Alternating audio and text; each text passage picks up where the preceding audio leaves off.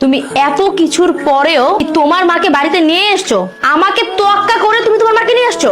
তোমাকে কি তোয়াক্কা করবো? এই সংসারটা চালাই আমি, ইনকাম করি আমি। আমি 5 তলায় বসে এসির বাতাস খাবো, আর আমার মা রাস্তা রাস্তা চা বিক্রি করবে, ভিক্ষা করবে, সে গাছের নিচে থাকবে। দেখো, এই সংসারটা আমার, এই সংসারটা আমি মেনটেন করি, তাই আমি যা বলবো তাই হবে। আমি তোমার মাকে নিয়ে থাকবো না এই বাড়িতে। কে কার সাথে থাকবে বা না থাকবে এটা একান্ত ডিসাইড করব আমি। তুমি ডিসাইড করার কে? কে তুমি? আমি তোমার বউ। এই বাড়িটা আমার, আর এই সংসারটাও আমার। এই সংসারের সব দায়িত্ব আমি পালন করি, তুমি তো তেমন কিছুই করো না।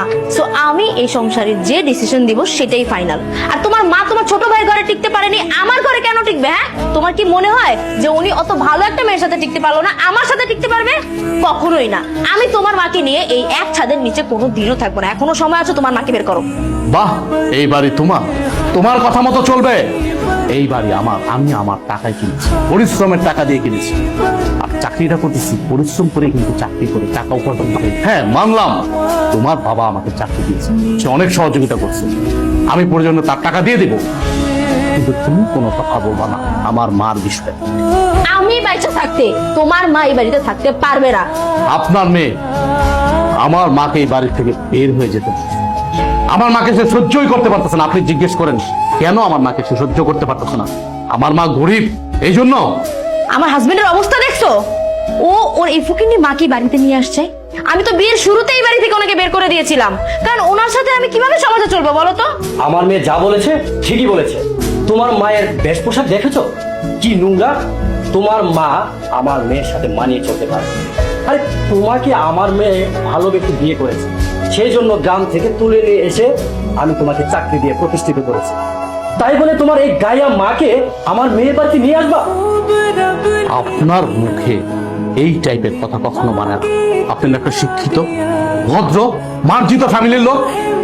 আপনি আপনার মেয়েকে বোঝাবেন কি? উল্টা আপনি দেখাচ্ছে আরেকটা। এখন বুঝতে পারছি আমার বউ, আপনার কারণে আমার বউ নষ্ট হচ্ছে। আপনার মতো বাবা যে ফ্যামিলিতে আছে, ওই ফ্যামিলিতে কখনো সুখ আসবে না। তো আমি আপনার সাথে বাড়াবাড়ি করতে চাচ্ছি না, কারণ আপনি আমার শ্বশুর। আপনি এখন এই মুহূর্তে আমার বাড়ি থেকে বেরোন, আমার বাড়ি থেকে। ঠিক আছে, যাচ্ছি। আমি এক মুহূর্ত এই বাড়িতে থাকবো না। মা তুই থাক, আমি চলে যাচ্ছি। ড্যাং ড্যাং করে সারাক্ষণ হাঁটতেই থাকেন ঘরের মধ্যে, কেন কাম কাজ চোখে দেখেন না? শরীর পাল্টাছেন বৈশা বৈশা। ধরেন এই যে বাজারে ব্যাগ আর টাকা, বাজারে যান, বাজার করে নিয়ে আসেন। মা তুমি বাজার করতে গেছিলাম বাজান। তুমি বাজার করতে গেছিলে মানে? তোমার তো শরীর খারাপ, তোমার তো বাজারে যাওয়ার কথা না। নিশ্চয়ই তোমার বৌমা পাঠাইছে বাজারে, তাই না? সত্যি করে বলো মা। আরে বাজান, বৌমা কইলো মাছ শাক সবজি লাগবো, তাই আমি নিজের থেকে আনতে গেলাম। বৌমার কোনো দোষ নাই। দোষ আছে কিনা নাই সেটা কিন্তু আমি ভালো করে জানি। আমি কিন্তু আমার বউকে চিনি, আমি আমার বউর সাথে সংসার করতেছি অনেকদিন যাবত। তোমাকে যেদিন থেকে এই বাড়ি থেকে নিয়ে আসছি সেদিন থেকে কিন্তু সে সহ্যই করতে পারে।